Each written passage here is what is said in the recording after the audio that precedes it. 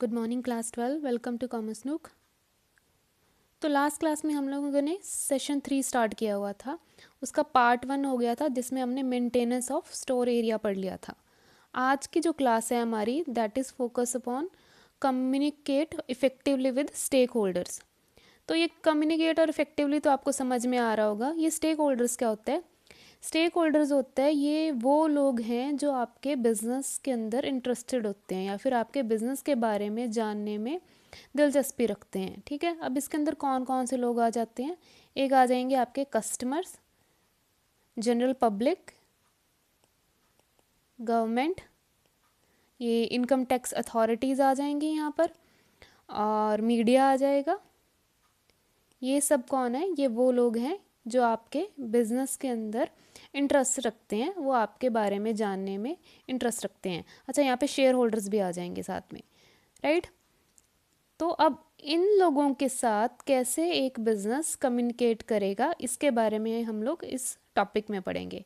ठीक है, मेजर जो फोकस रहेगा हमारा इसके अंदर वो होगा कस्टमर्स के ऊपर और पब्लिक के ऊपर ही। ठीक है, तो लेट्स सी कि क्या है इसके अंदर। पहला टॉपिक हमारा इफ़ेक्टिव कम्युनिकेशन स्ट्रेटजीज़, कि आप कैसे अपने कस्टमर के साथ या फिर पब्लिक के साथ कम्युनिकेट कर सकते हैं। ठीक है, तो उसकी कुछ स्ट्रैटेजीज़ हमें बताई हैं। सबसे पहले हैं awareness, relationship, mobile, employees and social, यानी कि सोसाइटी। तो पहले अवेयरनेस पे आ जाओ। अवेयरनेस का मतलब है कि आप कैसे अपने कस्टमर को या फिर पोटेंशियल कस्टमर को अपने बारे में अवेयर करवाएंगे, कैसे उन्हें अपने स्टोर के बारे में बताएंगे या फिर अपने प्रोडक्ट के बारे में उन्हें बताएंगे। तो बहुत सारे आजकल हमारे पास टूल्स हैं। फॉर एग्ज़ाम्पल मैं न्यूज़पेपर्स में अपनी एडवर्टीज़मेंट दे सकती हूँ, मैं मैगज़ीन में अपनी एडवर्टीज़मेंट दे सकती हूँ, मैं ये जो बिल बोर्ड्स होते हैं वहाँ पर अपनी ऐड दे सकती हूँ, आजकल तो टीवी में भी ऐड दे सकते हैं।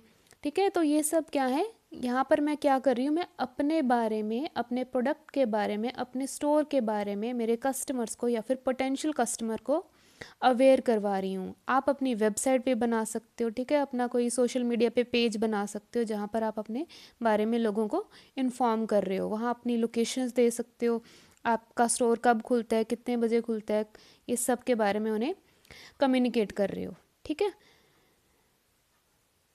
इस तरीके से आप अपनी एडवर्टीज़मेंट अलग अलग जगह पर कर सकते हैं। Next is relationship. तो यहाँ पर कैसे रिटेलर अपने कस्टमर के साथ रिलेशनशिप बिल्ड कर रहा है? बाय ऑप्टिंग फॉर या फिर बाय अडॉप्टिंग लॉयल्टी प्रोग्राम्स। तो कुछ रिटेलर्स क्या करते हैं, ये लॉयल्टी कार्ड्स का इस्तेमाल करते हैं। तो फॉर एग्ज़ाम्पल कोई कस्टमर आया, उसने कुछ ख़रीदा और चेकआउट एरिया पे अपना कार्ड स्वाइप किया, तो रिटेलर्स उन्हें कुछ रिवॉर्ड पॉइंट्स दे सकते हैं। अब ये रिवॉर्ड पॉइंट्स उन्हें कब इस्तेमाल करेंगे? वो जब वो दोबारा से कुछ खरीदने आएंगे। करंट सेल में उनको कुछ नहीं मिलेगा, जब वो दोबारा से कुछ सामान खरीदने आएंगे तब उन्हें वो रिवॉर्ड पॉइंट्स वो मिल सकते हैं। तो फॉर एग्जांपल ये नायका वाले ऐसे करते हैं।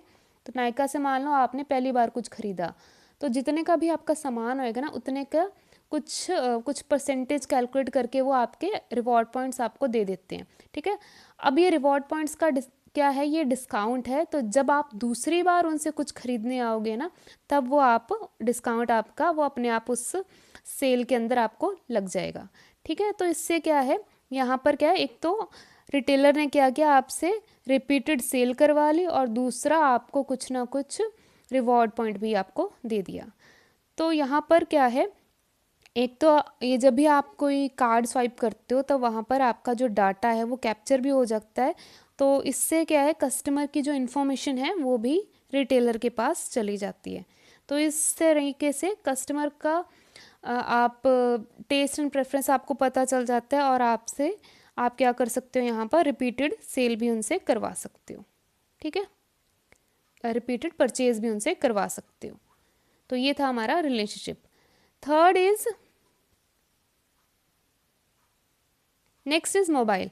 You can attract and reward customer by offering mobile coupons and prices और discounts. तो जब भी वो कोई अपने मोबाइल के थ्रू पेमेंट करेंगे तो आप उन्हें कुछ कूपन्स दे सकते हैं, प्राइजेस दे सकते हैं, डिस्काउंट्स दे सकते हैं when they are checking out in your retail store. Next is employees. By keeping employees informed on development in the store, special customer offers and the product news, businesses can be confident that they are communicating the right message to the customer. तो कोई भी अगर आपके store के अंदर offer चल रहा है, कोई भी डिस्काउंट या सेल चल रही है, तो आपके एम्प्लॉयज़ को सबसे पहले उसके बारे में पता होना चाहिए. तो अगर आपके एम्प्लॉयज़ को पता है तो आप ये इंश्योर कर सकते हो या फिर इस बारे में कॉन्फिडेंट रह सकते हो कि ये इन्फॉर्मेशन है आपके कस्टमर्स तक अपने आप पहुंच जाएगी. अब वो एम्प्लॉयज़ का काम है कि ये जो ऑफ़र चल रहे हैं वो कैसे उन तक कस्टमर तक पहुंचाना है, इसकी इन्फॉर्मेशन कैसे पहुंचेगी, ये एम्प्लॉयज़ का काम होगा. ठीक है, तो यहाँ पर हमें इस चीज़ का ध्यान रखना है कि आपके एम्प्लॉयज़ हैं, सबसे पहले उन्हें इन ऑफ़र्स के बारे में इन्फॉर्म करना है. Next is social. सोशल यानी कि यहाँ पे सोशल मीडिया के थ्रू आप अपने कस्टमर के साथ कम्युनिकेट कर रहे हो. Social media communication strategy can help businesses increase their dialogue with their customer and get valuable feedback about their product and customer service. तो आप अपनी वेबसाइट के ऊपर कमेंट सेक्शन डाल सकते हैं. ठीक है, वहाँ पर क्या कर सकते हैं, जो भी ये कस्टमर्स आएंगे वो अपने व्यूज़ एंड ओपिनियन वहाँ पर शेयर कर सकते हैं. देन आप अपना कोई ब्लॉग लिख सकते हैं. You can also write blogs to provide customer with news about your store and its product. तो आजकल तो बहुत सारे बिजनेसेस ऐसे हैं जिन्होंने अपने ही वेबसाइट बना रखी है, अपने ही ब्लॉग पोस्ट बना रखे हैं. अब इनसे क्या होता है कि आप अपने प्रोडक्ट के बारे में जो भी न्यूज़ एंड इन्फॉर्मेशन है, जो भी ऑफर्स होंगे वहाँ पर आप उन्हें वो इन्फॉर्मेशन प्रोवाइड कर सकते हैं. तो ये भी एक सोशल मीडिया के थ्रू आप अपने कस्टमर तक अपनी इन्फॉर्मेशन पहुँचा सकते हैं. Next topic is characteristic of a good contact strategy. Good contact strategy यानी कि आप अपने कस्टमर के साथ किस तरीके से कॉन्टैक्ट में आ रहे हैं, किस तरीके से उनसे कम्युनिकेट कर रहे हैं. तो इसके कुछ फीचर्स हमें बताएं कि एक अच्छी कॉन्टैक्ट स्ट्रेटजी के अंदर क्या क्या फीचर्स होते हैं.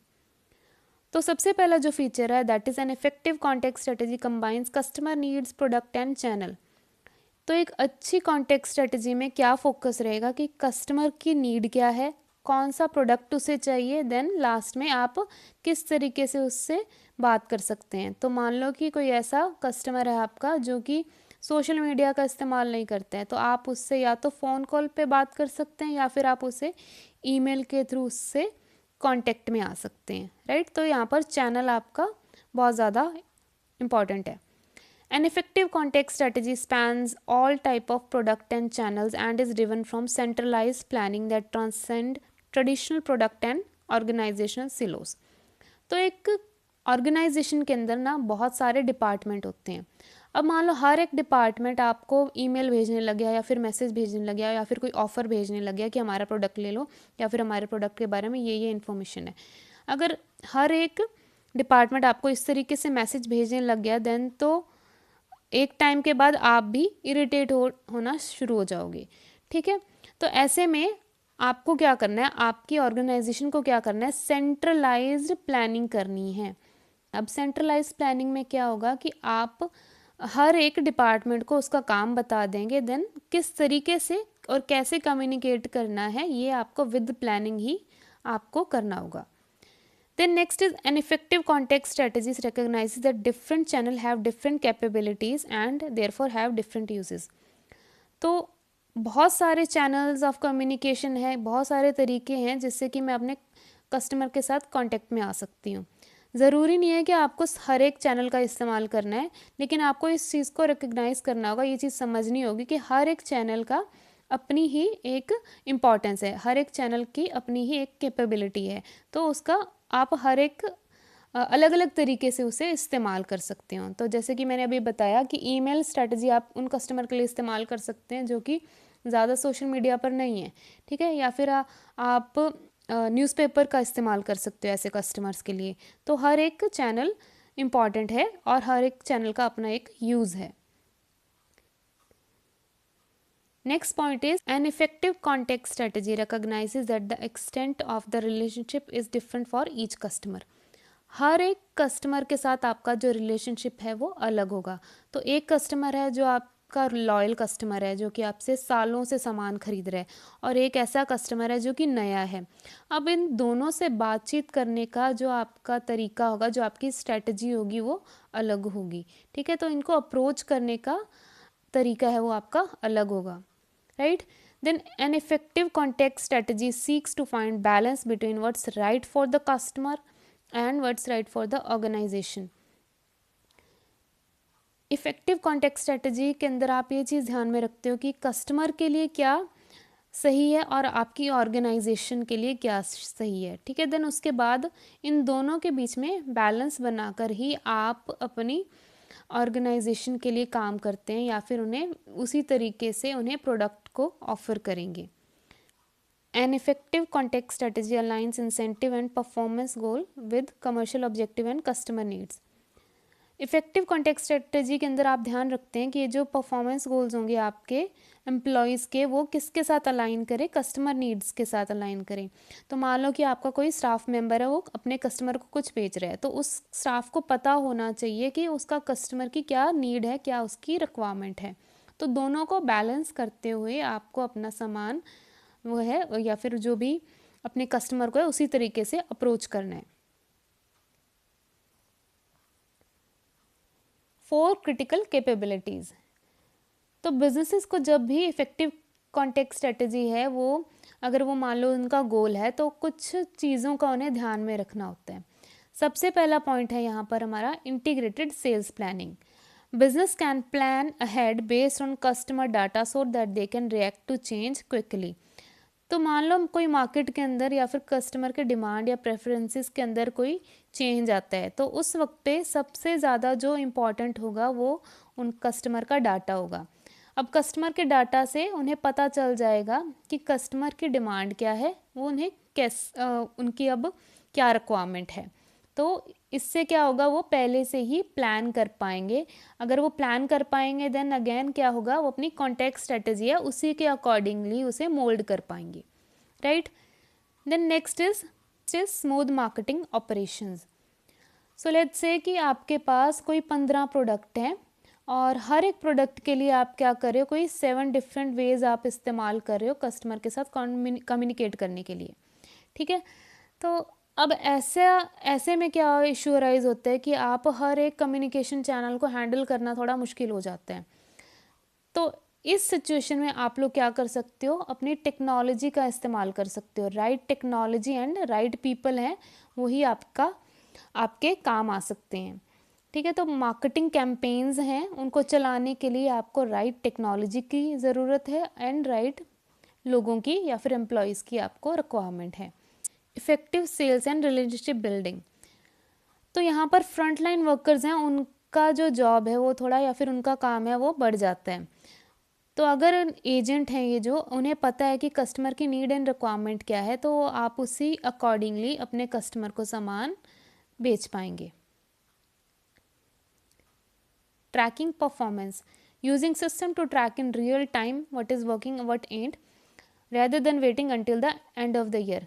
तो साल के ख़त्म होने पर ही नहीं आप चेक करते हो कि क्या चीज़ थी जो मेरे बिज़नेस को ज़्यादा प्रॉफिट करवा रही थी या फिर क्या चीज़ थी या ज़्यादा सेल हो रही थी जिससे। तो आप क्या कर रहे हो यहाँ पर, रियल टाइम में अपनी परफॉर्मेंस को ट्रैक कर रहे हो, बजाय कि आप at the end of the year अपने रिजल्ट को या फिर अपनी परफॉर्मेंस को मेजर करो। So next topic is dimension of implementation. तो एक कॉन्टेक्स्ट स्ट्रेटजी को कौन सी चीज़ सक्सेसफुल बनाती है या फिर कौन सी चीज़ों से इफ़ेक्टिव बनाती है, वो है सबसे पहले आपके जो लोग हैं यानी कि आपके लिए जो काम कर रहे हैं, तो उनका हाई कैलिबर का होना या फिर वेल ट्रेंड होना बहुत ज़्यादा ज़रूरी है। पीपल यानी कि यहाँ पर एम्प्लॉयज़ की बात हो रही है या फिर जो लोग आपके लिए काम कर रहे हैं उनके बारे में बात हो रही है। तो अगर वो वेल ट्रेंड होंगे और हाई कैलिबर के होंगे तो देन आपकी ये जो कॉन्टेक्स्ट स्ट्रेटजी है अपने आप ही एफिशिएंट हो जाती है। Then next is process. Efficient planning and high quality communication are required for effective context strategy delivery. तो पूरी की पूरी ये जो कॉन्टेक्स्ट स्ट्रेटजी का प्रोसीजर होता है वो वेल प्लान्ड होना चाहिए एंड जो आपके कम्युनिकेशन के जो मोड्स हैं वो हाई क्वालिटी के होने चाहिए। Then next is information management. तो अगर आपके पास जो कस्टमर का डाटा है वो हाई क्वालिटी का नहीं है, तो इस केस में आप कोई भी कॉन्टेक्स्ट स्ट्रेटजी को ऑप्ट कर लो, वो कभी भी सक्सेसफुल नहीं होगी। तो आप आपकी कॉन्टेक्स्ट स्ट्रेटजी कब सक्सेसफुल मानी जाएगी? जब आपका जो ये इन्फॉर्मेशन आपने कलेक्ट किया है वो मीनिंगफुल हो, वो जो डाटा है आपके पास जो है वो करेक्ट हो। और next topic is in store technology. अभी तक आपने जितना भी पढ़ा वहाँ पर क्या हो रहा था कि आप अपने कस्टमर को अपने प्रोडक्ट के बारे में बता रहे हो, यानी कि वो अभी तक आपके स्टोर में नहीं आया है, तो आप उससे कैसे अपनी इन्फॉर्मेशन दे रहे थे? ईमेल्स के थ्रू, न्यूज़पेपर के थ्रू, बिल बोर्ड्स के थ्रू, इस तरीके से आप उससे कम्युनिकेट कर रहे थे। लेकिन इस टॉपिक में क्या हो रहा है, यहाँ पर अब आपका जो कस्टमर है वो आपके स्टोर में आ गया है, तो अब आप कैसे उसे अप्रोच करने वाले हैं, किस तरीके से उसे इन्फॉर्मेशन देने वाले हैं?